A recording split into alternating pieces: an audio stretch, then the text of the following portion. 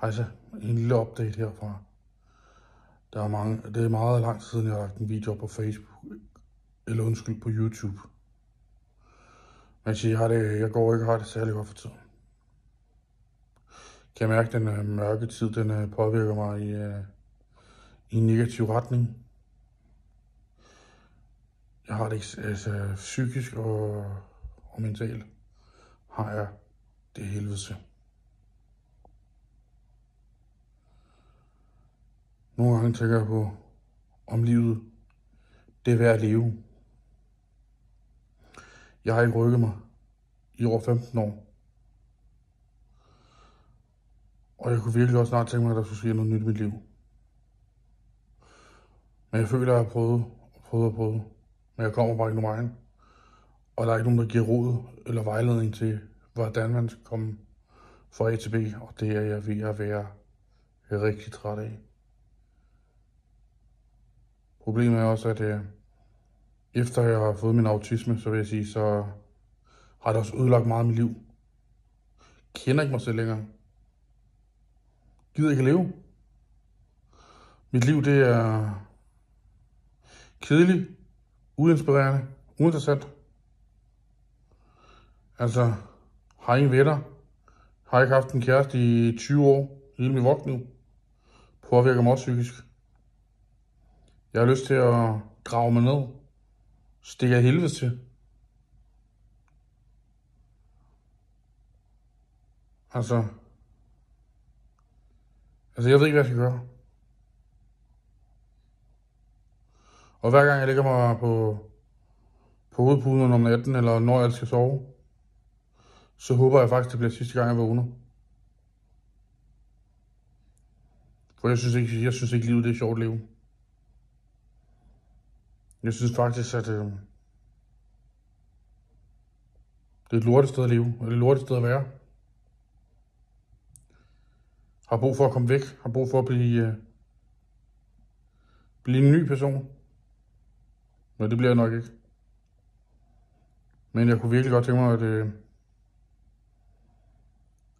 at starte på frisk et eller andet sted. Om det så skulle være i Bangladesh, op i eller i et eller andet tempel i Tanzania, eller et eller andet. Kunne bare virkelig godt tænke mig at få et nyt start på livet.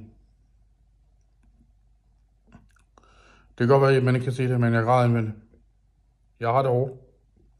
Psykisk og mentalt hårdt. Fysisk.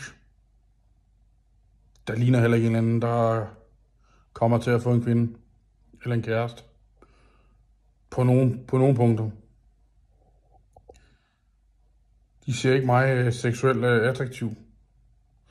De ser ikke mig som en potentiel partner.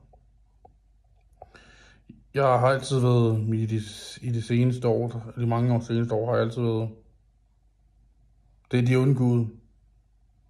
De kommer ikke til mig. Ikke ligesom for 20 år siden. Så var jeg populær. Det er jeg fandme ikke længere. Jeg er en stakkel. Jeg er en person, jeg ikke... Jeg ved ikke, hvad jeg skal sige. Det er bare lort for mig. Hvis jeg kunne starte mit liv om, så havde jeg gjort det.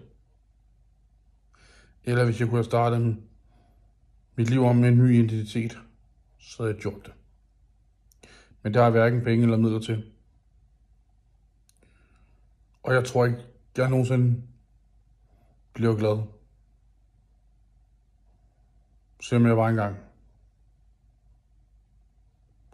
Det der med, når man er voksen og drømmer om mål og alt det også der. Pak det væk. Og det der med, der mange siger, det kommer, når det kommer, eller kommer, når du mindst venter det. Det gider jeg ikke høre på. Du skal jo jagte et eller andet.